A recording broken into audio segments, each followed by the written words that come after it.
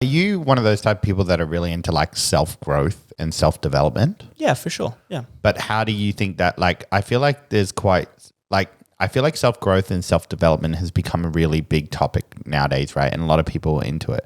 But we're getting some weird shit come out.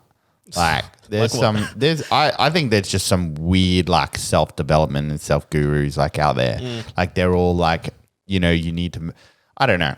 Maybe I don't understand it, but they're all like, you need to meditate and write gratifications every day and all this sort of stuff. Like, I don't know. There's been hundreds and hundreds of years of human beings not doing that and doing just fine. Why all of a sudden do we all need to do it? Like, you know what I mean? Like, yeah, it makes me feel better, but it doesn't actually change anything. It just mentally, but. Yeah, but doesn't everything start with your mind though at the end of the day? Yeah. I just don't think I don't think this is the solution. I think it's just like a Band-Aid. Like, we're just going, you know what, this makes me feel better and why can't you just think right? Like, why do you have to do something that makes you think right?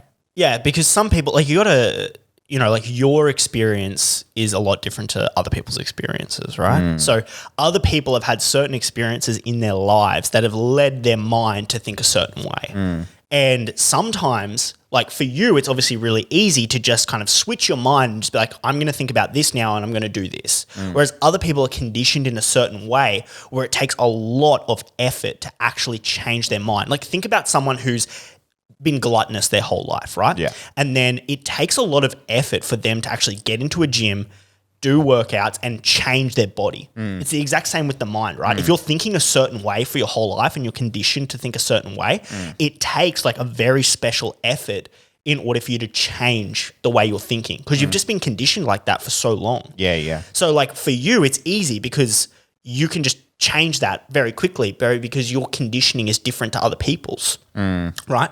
Whereas, so that's why like the meditation and the writing down of like affirmations and stuff like that probably works for those people where it takes a very special effort to change them. But I feel like everyone is like telling you to do that. Like, I feel like nobody's coming up with anything unique to say. Like all these self-developments and stuff, they're all just saying the same thing. Like, we're not seeing anyone that's different. Like, it's one thing, like a lot of people would know Gary Vee, right? And he's extremely like motivational, tells you straight to your face kind of thing. But I really like the way he looks at it. And it's more like, you got to figure out yourself. Like, you gotta know who you are. Like, spend that time thinking about who you are. I feel like when you have that confidence in who you are and know what you like and what you're good at and what you're not good at and your personality and everything, I don't know if you need to keep doing these self-gratification things. But is the self-gratification the start of the self-reflection to work out who you are though?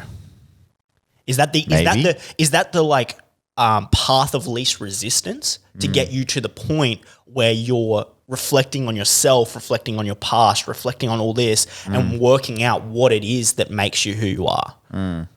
Maybe that's why, right? Could be right. Yeah. It's very interesting.